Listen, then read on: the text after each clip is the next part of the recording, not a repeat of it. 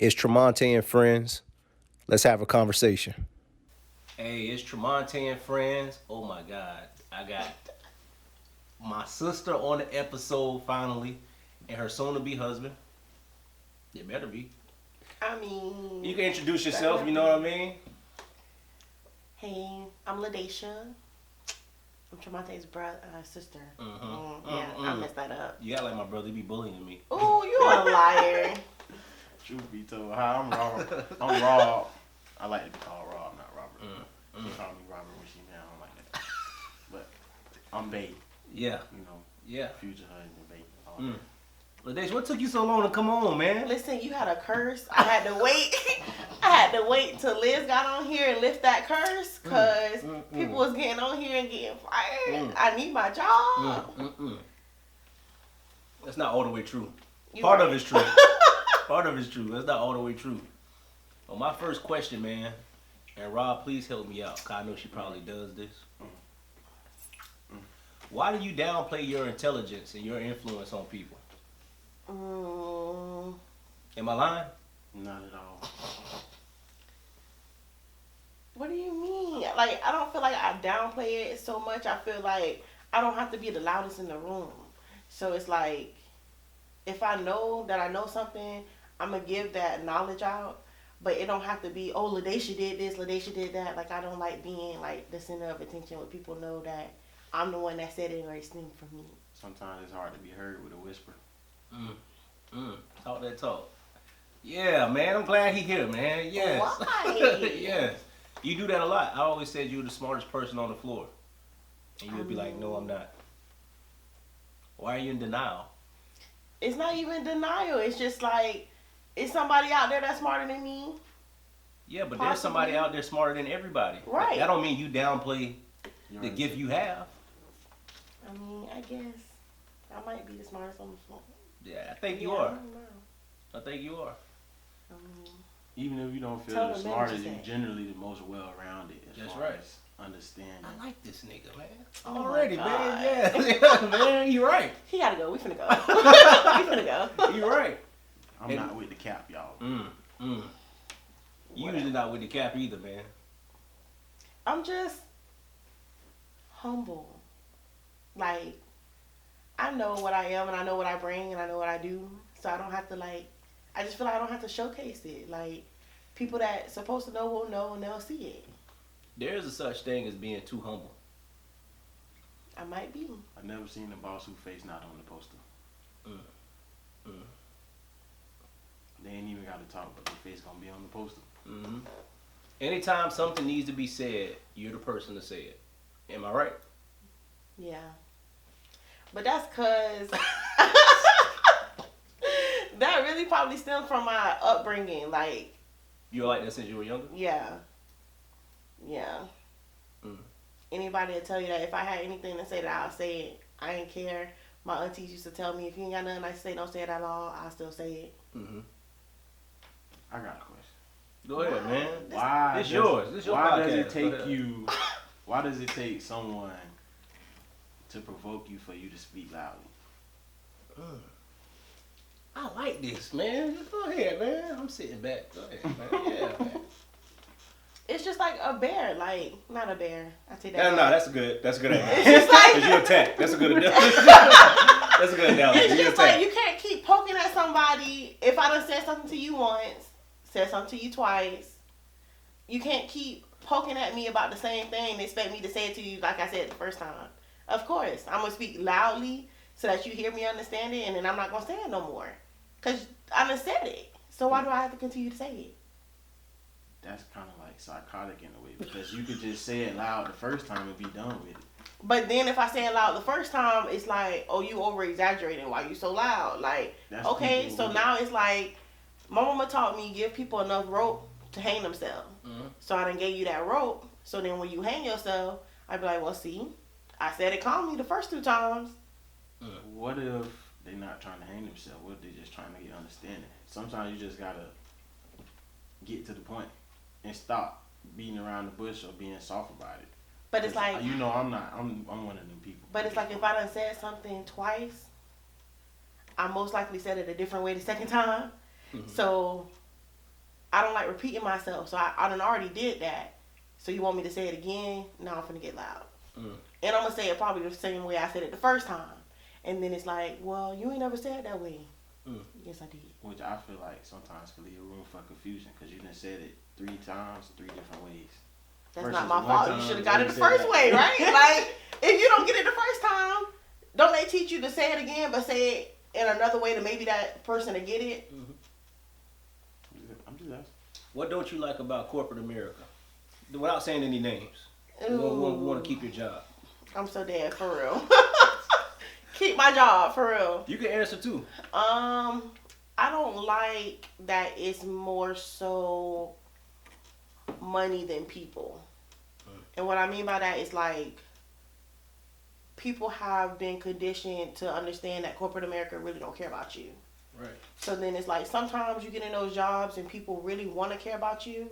Like our job, you get a sense that some people really want to care about you and what you're going through and the things that you're seeing throughout the day. But then they have somebody that they got to answer to, and then somebody that person got to answer to. So it's like, I really want to care about how you feel, and I really want to take the time to understand what you're going through, but that's not in my job description. So it's like people are like, especially with this pandemic and going home, people are fighting depression, their families, and it's like, I hear you, but you still got to clock in at the end of the day. That's real. That's real. My perspective on it is that in my work experience, it's been that people look at me generally more for brawn than brains, and I'm way more brains. And it's typical of them to do that, and I feel like every time I go into a corporate work environment, I'm working from the moment I start to prove to them that I'm smarter than them, even though I already know that. And I don't appreciate it very much often because everybody just assumes that I'm built to lift and move stuff. You're right.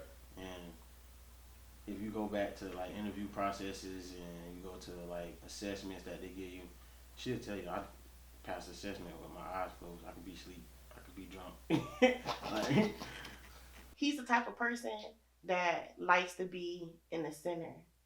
Like, he'll pick up the back slack, but he wants somebody to know that he did that. Like, I did that. Yeah. Like, he's the first person to speak, the first person to introduce himself. He wants to get to know everybody involved in that whole situation, rather than sit back and do what you like your job and then go home. Okay. So it's like my issue with that with corporate America and not him is that they should acknowledge that, respect that, appreciate that. But a lot of times, especially people don't want to throw the race card, but being black, they target you. Right. Like, oh, this man is the first person to say something to me. He's the first person to talk to me. Let's see how long he lasts.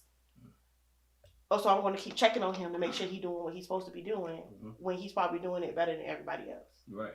And as soon as that slip up happened, oh, you got to go. Yeah, you did all this. You finished. You did this. You made this better. You worked harder than anybody in here. But I had my eye on you from day one. You got to go. and that's what I feel like is a misconception as a black man in corporate America. Like, we feel like we gotta prove ourselves, and at the same time, us proving ourselves only paints a target for us. It does not necessarily give us an advantage. It only gives you an advantage if somebody sees you as an asset to them and their personal needs.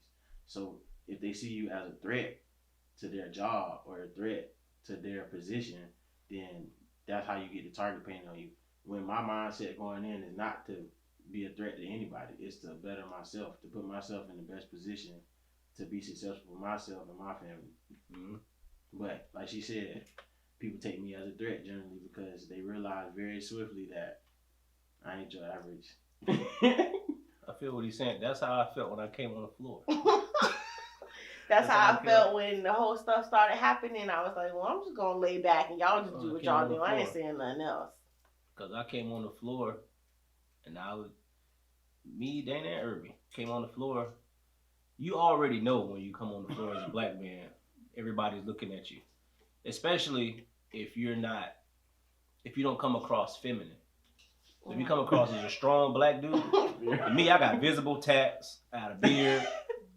You know, Irby don't give a fuck. At all. Dana, psychopath. So we come on that thing Definitely. at the same She got, time. like a personality disorder. And we could feel, you could feel it. You could feel everybody looking at you. Mm-hmm. And I'm like, man, y'all already judging us. Now, knowing we probably the best people on the floor. But you got to see that. The best people on the floor. I mean, pretty much. Pretty much. I also feel like in that same right, like when I know that, when I get that feeling and I know that everybody watching, that's when I show my ass. Yeah. Put on the show, man. I'm gonna put on the show. I'm gonna be the whole book. I'm gonna be the smartest in the room. I'm gonna be the sociable person. Because at the end of the day, I'm not gonna let my job dictate who I am. Because at the end of the day, I know that at some point in time, I'm not gonna be working for somebody else. Yeah, that's the goal. It's the ultimate goal. I feel both of y'all saying. The thing I dislike the most about corporate America, as I've grown, is how they don't emphasize mental health. And you kind of alluded to that. They don't really give a fuck. You could be going through anything. Your whole family could have got slaughtered. You got to clock in tomorrow. Right. They don't give a fuck. You got to clock in tomorrow. Right. And if you don't clock in, you'll be reprimanded. You'll put on a conduct memo at our job. Then your ass out of there. But then I still think there is a racial aspect because I've seen on the floor certain white people get preferential treatment for shit they go through. Listen. Go ahead and talk your talk. Listen. See? You poking the bear. Go ahead. But it's not even like a race thing. That's what makes it terrible. Like, it's not even just becoming just a race thing. Like, it's a race thing on top of a sexuality thing. Yeah. Like, I don't wanna stretch, man. But it's like they don't care. It's like you really in a boat, and it's like, I don't know, corporate America, you can't be yourself. You have to put on a face, like you have to put on that, hello, thank you so much for like, and then you come home and you like, God, I'm stressed out. Like, I don't have to talk. Like, he'll tell you, I have to work 10 hours a day for 4 days a week. When Sunday come around and I gotta clock in, I ain't going to work today. They'll see me, and then I'll already know. And then you get on the phone and it's like, they don't care about you. Like, people can talk to you any kind of way. They can say whatever they want to say, and then you gotta suck that shit up and go on to the next call. Yeah. That ain't helping nobody mental health. I'm already going through stuff at home. Then to hear somebody call me all types of names and scream because what? You don't get their way. They card got shut off. Yeah, you don't get their way. And it's something about what you said about it being an asset. Them focusing on mental health is not an asset to them. It's a benefit for me only, me and my family. But that's the thing. And it don't bring them money when I'm out of work. So that's why they don't really give a fuck. Corporate America viewed mental health as more as an asset rather than a burden. It would bring them more money. I agree. You know how many people want to work for a company that strive to better somebody's mental health? That's not going to reprimand them if something happens, or like get them fired, have them on some type of probation. If something happened, they need to take time for themselves. Right. There's people that'll line up out the door to work for y'all. And then it makes your processes more easy. Like, if you give me time to step away from my job after somebody just talked to me like I was the worst thing on this world, and I can just go and I don't get reprimanded, nobody say nothing to me. Well, Ladesha, why you was on the phone for so many hours? Like, why you had to waste so much time getting yourself together? That would help, because at the end of the day, okay, I know my job got my back, so I'm going to take these calls, and if something happened, I run into something, I'm just going to get off the phone. Yeah. You shouldn't have to really go through a bunch of stuff to get off the phone, because that can be exhausting. Call after call after call. That's too much. And it's not even just being in a call center. It's like because I done it where I had to be in front of somebody and working with a corporation that didn't appreciate mental health and didn't appreciate people. They expected you to go out in front of people and still service them. No matter what you was going through, no matter what that last person said, you gonna suck that up. How can I help you? And act like nothing ever happened. So it's like, it's a whole mess. And then a lot of times with people, especially switching to working at home, you go into work and put on this mask. Now I'm working at home and I got to figure out how to take that off. because I can't just clock out and go on my drive home decompressed or nothing. I'm just clocking out and I'm just now I gotta face my partner. Yeah, because you used to have, you're right, you used to have time where, I could let it out in my own way. I could blast some trap music on the way home. Right. Good. But now you can't do that. Right, at all. You're right. If corporate America did more for people with and care more about people having mental health issues or decompressing, because working is a lot, especially that take up all your time. Most of your day. That's all most of your time. And it's like a lot of people have to work overtime just to make ends meet most of the time. So it's like that's your whole life. So if y'all put more into helping people with decompressing, mental health, worried about like their at home situation, y'all will make more money. Y'all both can speak to this. How has the stress of work this year impacted y'all relationships with one another? As you mentioned, because you can't decompress. You don't really have that time to decompress like you used to. You clock out, you throw the headphones down, you throw them down, and you got to cook or whatever you got to do about it. How y'all both dealt with it? Even trying to decompress through all of that, it's very hard to be understanding of your partner on both ends, because it's like you feel like your day was just as hard as theirs. They might not that day feel like they had a harder day than you. They feel like you could have did something different. Then you take that corporate aspect to your house, and then it's like it's null and void. Now we both looking at each other like we the CEO talking to an employee. Like, and I'm not even gonna lie, more often than not, it's gonna be her, because when it comes to her, I'm very sensitive. I'm gonna be honest. I try to like keep it in a certain realm, like under a 5. Now when it comes to her, like you said, because of how much I care about her, she knows that she can speak freely to me, so she let it out. That's good. She let it out, and it's okay. It's a part of life. I can deal with it. I'm a man, but it's hard. It's really hard, especially with me. With me personally, I done had maybe like 6 jobs this year, to be honest. For real? No, for real. She'll tell you, I don't work like 6 different places. Why is that? In your opinion, why is that? Because I'm a target. I can honestly be open and say, like, I generally feel like a target everywhere I go.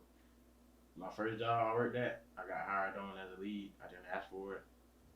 I got the job. I did the job duties, kept to myself. I retained my people. I got a warehouse manager maybe like 2 months after the project started. He was there 2 weeks. He already felt like I was there. And he made it known. When it was time to move to the next project, he tried to demote me. He didn't even have the power to demote me. I didn't know that. But he tried to demote me. I don't think it's a coincidence that most black men have worked labor. Of course not. I think it's by design. Yeah. I figured the same thing, which is why we, in our in-between times, when she had some time away from work, and then me being in between jobs so often this year, we tried to dive into entrepreneurship for the first time. That's good. I be seeing y'all, you know what I'm saying, about to put in an order. Yeah, real talk. And to be honest, if you don't have a 9 to 5, it's real hard to be an entrepreneur right now, because you need a way to support your business. Yeah. And if you don't have a steady income to support that business, it is very, very stressful. And I can tell you firsthand, you don't have time for your business working a 9 to 5. Because to spend $700-800 to support the business, and then to make that back, and then to go the next week and make $150, I'm like, I can't do this, because every 2 weeks it's a bill due. Yeah. You know what I mean? It make you second guess a lot of things. It make you try to come up with other solutions. I don't work temp. I don't work labor force. I don't work corporate. I don't work. I did it all. For real. I'm 25. I done worked so many different industries, it ain't even funny. But every time I go to get a new job, I already know if they don't put my application, then they not gonna hire me. Like, if they don't tell me they're scheduling an interview, it's because they already read me, and they read me wrong. Do you think black women or minority women get treated differently where you worked at It may not be currently, but even if it is currently, do you think you get treated differently because you're outspoken? A lot of times, minority women who are outspoken, they get looked at a certain way. Yeah. When we both seen white women Do spaz the out. Same thing. I'm talking about spaz out. Open floor. Same thing. They still there. They still in Yeah. It's hard. I feel like I've definitely been treated different in any job that I've been. Well, you definitely been treated different. Like, like I've been CBS manager. I worked at Wells Fargo for a time, and then where I'm at now, like each job I've been different, like treated way different, and it's not. I don't know why. Like I feel like I'm a sweet person. You know what I mean? Like, but for some reason, whenever I say something, I'm deemed as aggressive, or now I'm just like, I feel like whenever I speak my mind or I speak on something, I'm deemed of like this angry black woman all the time. Like, oh, don't nobody want to send it to her because she gonna snap. I'm not snapping. I can say it just like I'm talking now, and I want you to understand my point. I mean, I think that's a part of the corporate rules, the structure of being corporate. They don't want you to be you. But a white lady say that, oh, all right. I seen it. Like I just said, but I said the same. No, but she said I said the same thing. No. And they also somewhat fear political backlash and media backlash, and they feel like when it comes to a white woman or a white man, they're gonna be heard. They're gonna be heard loud and clear, no matter how soft they talk. We already know going into these industries that our voice typically don't matter. So it's like when we speaking, we only speaking to a quarter of the people. And then it's like you don't want to speak out about how you feel targeted, like I did, and then it's a whole situation. It's a whole, oh, now you really finna be a target. Like, no, you thought you was before. Now you really a target because no one thought that about you. Like, they make it seem like what they're thinking and what they're doing, they make us seem like we're crazy. Like, we don't see that or notice the difference. We notice the difference. It's that they want us to say it first. So then they can say that we pulled that race card first, that we brought that up. It's the justification. And it's like, no. And they've been practicing it a long time. That's why they know not to say it. Which is one problem I think that minorities have in general, is that we generally, in our family aspect, don't even practice not saying stuff. Well, depending on what the situation is. Yeah, you're right. We don't practice not saying stuff at all.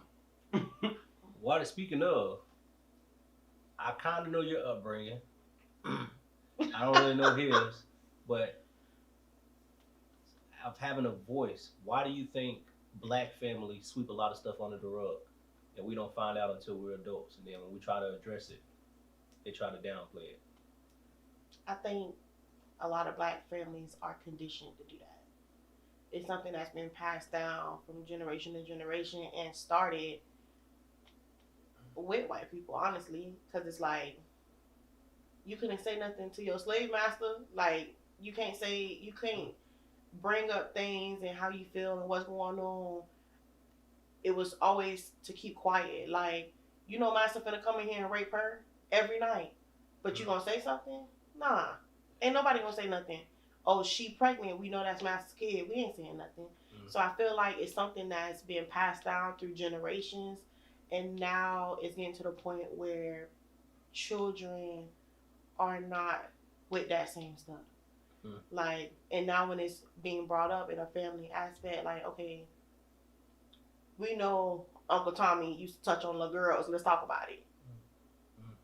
And the family don't want to because, one, they feel like it's an embarrassment. One. Two, they feel like for a while, I guess they say what's done in the house need to stay in the house. That's some bullshit. People should stop doing that, definitely. For sure. Yeah. I don't know. I don't feel like they have been built. A lot of our parents wasn't raised right. No matter what they say. Like, they was raised to what the best of their ability, but they wasn't raised right. They wasn't raised to know this is wrong and maybe we should include these children in this and have these conversations so they don't grow up to be adults thinking that this is okay. thinking that hiding things from your children is okay, or your child coming to tell you that Uncle Tommy just touched on her, but Uncle Tommy touched on everybody, it's all right. Yeah. Yeah. Sometimes I don't even believe you. At all. That's crazy. I can say I was raised in a household where that was somewhat the case, but not really. When it comes to family issues, we generally keep them in house, meaning that our neighbors ain't gonna know about it, and our close family friends ain't gonna know about it. But everybody in this house gonna know. Now, how it get dealt with might not be treated with the same energy. Generally taught to push through, to move forward, to make something out of nothing. Make sugar out of shit. I come from a strong family background where when I was younger, my family was very well connected. And like I said, everything gonna get talked about. It's gonna get talked about in house. Like I told her before, I really feel like my family itself had like a mob style breakdown. Like it's a hierarchy. It's these people at this big table. Then you got your lieutenants, you got your your soldiers, you got all that. It's gonna go up the chain of command, and then it's gonna get talked about at the round table, and then a decision gonna be made on how it's gonna get dealt with, and that's gonna be that. I also felt like the farther down the totem pole you are, the less voice you have, though, because I feel like until I reached a certain age, that I wasn't allowed to talk at that table. But that also comes from people being like, a child should stay in a child's place. Very much. But how do you expect a child to stay in a child's place when they're being introduced to adult activities? Very much. And I agree with her wholeheartedly, because for a long time I was the only child. Oh, yeah? Yeah. I was the only child on my mom's side of the family. I was the only boy on my dad's side of the family. So it's like, you need to know everything so that when it's your turn to be at the head of the table, that you know how to deal with this. But at the same right, you don't got no power till you got your own. If you ain't got your own shit going on, then you keep your mouth shut and you just listen. You watch and you listen. Right. And I can also say, like, everybody in my family is highly intelligent. I come from a family full of entrepreneurs. My granddad was an entrepreneur. My whole dad's side of the family was entrepreneurs. All the women in my family are educators. So it's like, they got high esteem about them. So everybody feel like they right to an extent. That's another bumphead situation where you can't really talk to somebody who not gonna let you talk. Yeah. Which we've been working on our generational curses, whatever. Because y'all the two to break them. Right. And that's all I speak to her. I'm like, at the end of the day, we got to work through this together, because we got to be the ones to break the curse. That's right. Do y'all feel like, and I have, you know me, I don't give a fuck. I respect elders, but you're not going to disrespect me and talk to me any kind of way. Correct. And a lot of black families, this is generally the case, I don't keep saying black, but we're all black here. A lot of black families, they feel like because they're older or because they watched you a couple times that you can't say nothing to them. That's why I told you I don't give a fuck before the first.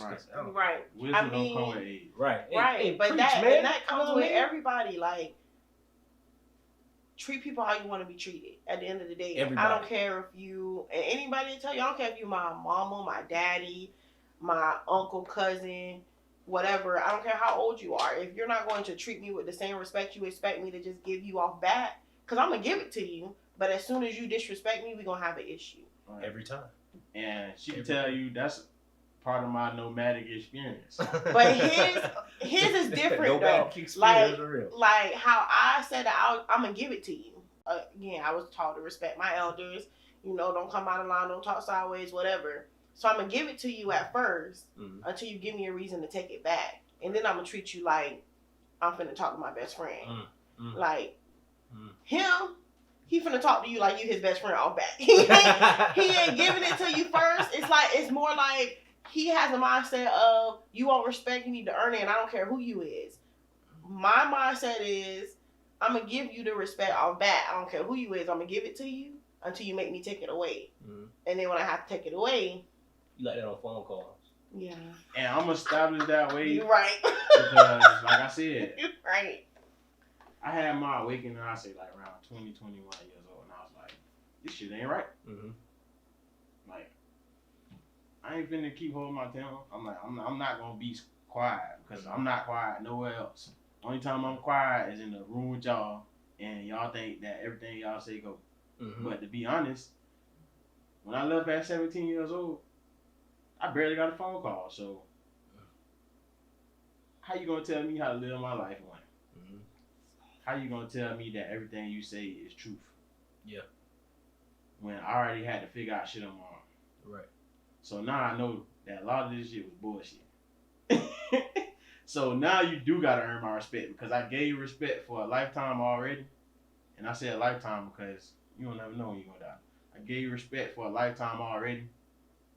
That was based off of your status before I even knew you. Mm-hmm. Now I know who you are. Now I know who's selling me bullshit. Mm-hmm. And now I need to know who you are up front. That's why I do that. You gotta earn my respect situation because she can tell you also.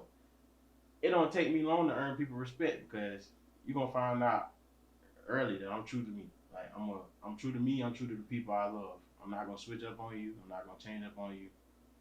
I'm gonna rock with you. I'm definitely gonna tell you you're wrong behind closed doors. Mm-hmm. And if you really bullshitting in front of people, I'm gonna tell you to cut that shit out. Cause it ain't no point. I agree. That's Do a y'all generational curse we gotta break too. Hey, good luck.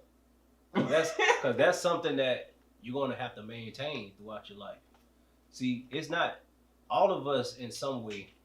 We have to break a generational curse, or we have to break something that's been going on that's been wrong, and we're the ones to correct it. Like we have to set the new example. A lot of us will have kids, so we have to. No, I'm talking about calling people out, like in front of people. He got a bad habit. There ain't nothing wrong with that. I'm an accountability person. But it's not even. Call me out. It's not even that. Care. It's nothing wrong with it. It's like how he does it. Right.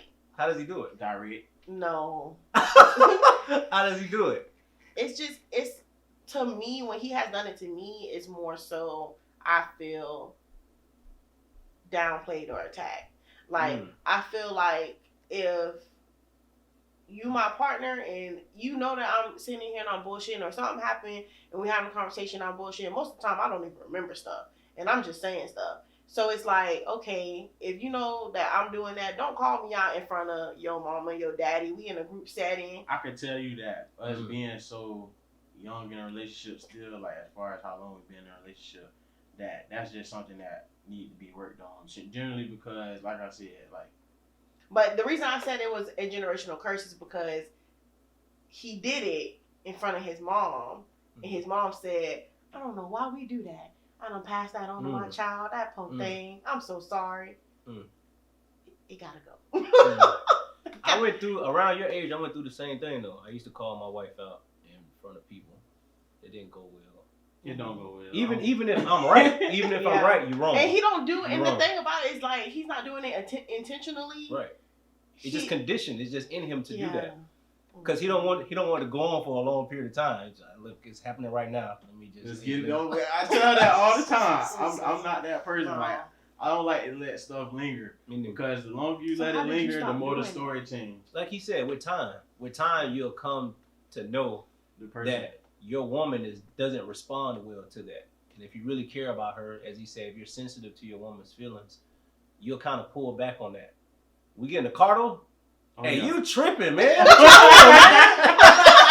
What you on? And then, like, as you mentioned, when you do it in front of people, they'll get a different perception of your relationship. Like, I wonder if you talk to her like that all the time. Mm-hmm. And you don't really want that.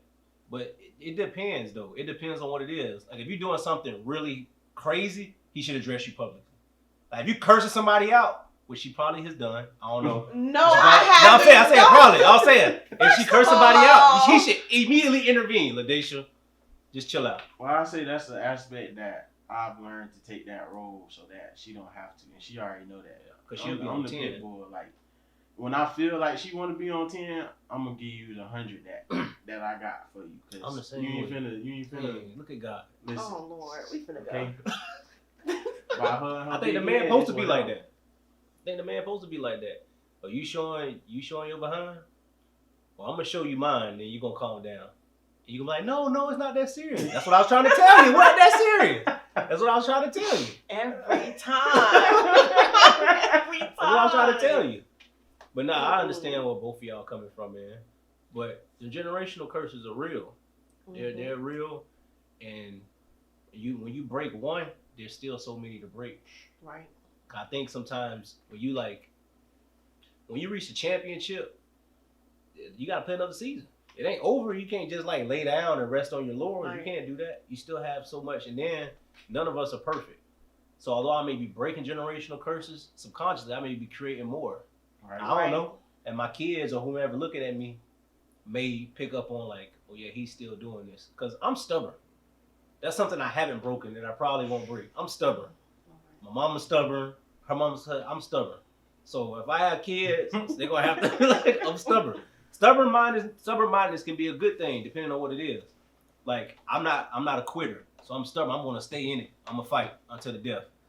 But also, like my wife will tell me something and I'll be wrong and I'll be like, nah, I'm right. Fuck that. I'll be dead wrong. Like, so it depends on what it is. It's always situational. How has 2021 treated y'all with COVID-19 and everything? 2020 what? I said 2020, my bad, 2021. I'm already in the next year. I'm already in real, next We year. all trying to be in next year, trust me. But have y'all families been affected by it at all? Yeah.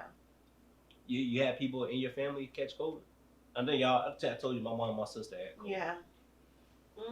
My dad had it. And a couple of my friends. How did he doing good? Yeah, he's fine. He didn't think he had it at first, and then he didn't want to go. He said, "Oh, my daughter put me on some antibiotics." And we like, "Daddy, maybe you got corona." Because he was like, "That's not working. My antibiotics not working." He had to quarantine himself throughout his whole birthday. Oh, He's wow. fine though. My family hasn't been really affected by COVID because they overly cautious. My mama literally spray us down with a can of Lysol every Spray time we walk in her every house. time. Spray And us she is down. not She playing. do not play. Like my mom is She the will principal. not let us step in the She has door. quarantined herself at the school. Yeah.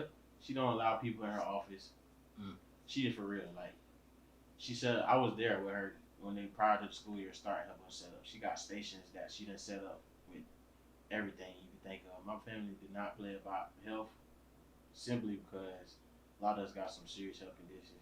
Yeah. Respiratory issues. I got respiratory issues. My little sister, Me too. she got respiratory issues that had open heart surgery multiple times already. She only 10 years old. So it's like, it's very much a precaution because we can't risk it at all. Yeah. So, and sometimes I get on her nerves too because I be preaching because I'm like, okay, like, I know you tired of staying in the house and so am I because I'm definitely the goer. Okay. But right now I cannot take no chances. Like, you can't really take no chances either because I'm here with you, unfortunately. Like, I hate to be the one that's killing all the fun. Right. And if she passes me, she don't know how it would affect me. Yeah. So that's the only reason I preach to her so much. Because it's like, even when it comes to like, we do date night every week. Date night's done transition to the house for the most part. Every now and then we sneak out on a lunch or a dinner date. And even then, we sit there and talk about people not taking precautions and stuff like that. Because, like, even if all this time it was a fluke, I'd rather be safe than sorry. Yeah. Hey, keep that date night thing, man. Keep that as long as y'all together, man. Because you'll get into, like, the mundane routine of work, not doing nothing, and work and not doing nothing. You'll be overwhelmed. You got to have a time where you just kick back and drink. I know she be drinking. And just First chill of out. all, You gotta have a time where you just chill out and don't do anything, man. You the drinker? I matched. Well, she married Matt. I would say that much. She didn't know that I was a drinker, but now she knows that I'm a whale because I can hold my liquor. Point blank period. Unfortunately, I was trained very well in college. What's your least favorite and favorite thing about Rob? And the same question to her. Ladies first. My least and keep it real, you know what I'm saying? Keep it real. My least favorite thing is also my favorite thing. he's a talker. So you think he talked too much at times? He talks way too much. I didn't usually talk about But the thing about it is, it's my least favorite because when he talks, sometimes in situations, he starts talking in circles. Mm-hmm. And then it's like, we'll have a conversation and he'll tell me I done said something or did something. I know I haven't. And we'll really be going back and, babe, you don't remember you said this? That never came out my mouth. That never happened. Mm-hmm. So like, that is a battle that I don't like. Like, that's my least favorite thing. It's also my favorite thing because I can bring him in a room with anybody and he'll talk. Mm-hmm. And he'll make friends and be sociable, and I don't have to worry about him giving somebody the side eye or like, because, you know, he can't do the same with me. But I don't have to worry about that with him. Like, I can bring him in a room with people and he'll make friends with everybody. Mm-hmm. But yeah. And yours with her? My least favorite thing about her is she has no poker face. You really don't. No, think about it. You really don't. Shout out you to wear Kim. your emotions on your sleeve. Shout out to Kim. If you feel like somebody got you fucked up, it's all in my face. I can see it. When it comes to me, it's even worse. And that's why I mean, like, she don't have no poker face already. She definitely don't have no poker face when she feel like somebody wronged me. She don't have no poker face. And I got your man fucked up. I appreciate it very much. And that go for, and he'll tell you that's for anybody. Sometimes will be like around his family, he'll have to tap me, and I'll be like, oh, something about this ain't right. Yeah, like, I tap her because I'm on the aspect of like, listen, something about this ain't right. We just got to get through this next hour and a half. And we ain't got to see their ass for 2 months. Right. Okay? Right. Because that she'll tell you, when I'm ready to go, I'm ready to go. You know, you're not gonna see us for a minute. Mm-hmm. You're not gonna hear from me if you don't call me. Because I got my own shit going on and I don't got time to be hearing your bullshit. Mm-hmm. Because she deal with that often. Dealing with people calling her with some bullshit. And I be like, sometimes you just need to not answer the phone. You just need to get the fuck off the phone. You just I don't know how to do that. The thing I love about her the most is she is sweet. I'm not gonna lie to you. Oh, she is sweet. She is very much mean. I'm not gonna sugarcoat it and let y'all believe that she's not an asshole. She is very much an asshole. But when she is her truest self, she is a sweetheart. Okay? She is. She loved me very much, like nobody else. I can tell you that from the bottom of my heart, that she loved me like nobody else. And sometimes it take her an evaluation period to go back and reevaluate my feelings, but she gonna do it. She gonna come back in some form or fashion and try to butter me up about it because she really cares. He be on point, man. But there's some, like, with the feelings thing though, like, that might be my least favorite thing though. Because it's like, sometimes it's like, and we've had a discussion about it before, like, I'll express my feelings about something, and I feel like because he is a talker and he can talk circles around anything, he'll talk circles around it until it comes to a point where I done said something about the way something makes me feel. Now I have to try to consider his feelings. I'm not even like, going. Man, I'm gonna clarify what she mean by talker. I'm not a talker. He can talk and swindle his way out of anything. Yeah. I'm a debater. It's a difference. I'm gonna be well versed in anything I talk about, which is why I can talk circles around anything. I don't try to. It's just habit. Like, I can have a full discussion about something and agree to disagree at the end. But that's not my point. My point is, like, if I say something, right, about how something affected me or, like, how it hurt my feelings or something, somehow 2 minutes later, his feelings hurt. Well, goddamn. Like, now I can't sit and, like, be in my feels because I have to make sure I have to worry and be considerate of your feels. Mm-hmm. So sometimes I just don't say nothing because it's like, well, I know this is going to turn into something and then his feelings going to be hurt. Now I can't be mad at him because his feelings hurt. So now I got to.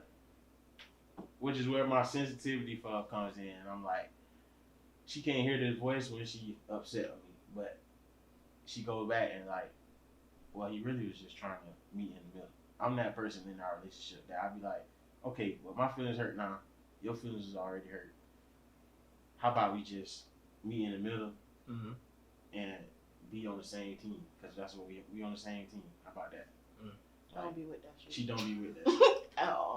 That was one of the things that attracted me to you when I first got on the floor. That you were obviously real, and you could be mean. Cause I'm the same way. You were mean to me. But they should cut it out, You were man. Cut it out, man. me. Oh my God. When I first seen you come out on the floor, they were like, who you want? I was like, ooh, I want him. Cause he seemed like he finna be my friend. You got up, you And I was. speak to me, you ain't say shit to me. I was like, how you feel? You But want they to do should this? You want to do over-exaggerate. that? That's something that neither one of y'all clearly can accept, because she don't accept it, and everybody that's in the room with us two be like, you mean them. Like, oh. See, LaDacia was never mean to me. She was always nice and accommodating. Like, when she cooked for everybody. She'll ask you what you want. But, like, anytime, like, if we had a potluck at Friday, anytime during the week you try her, she'd pretty much be like, fuck you. See, look. No matter what it is, you'll be like, fuck you. All the way to But I could come off at times.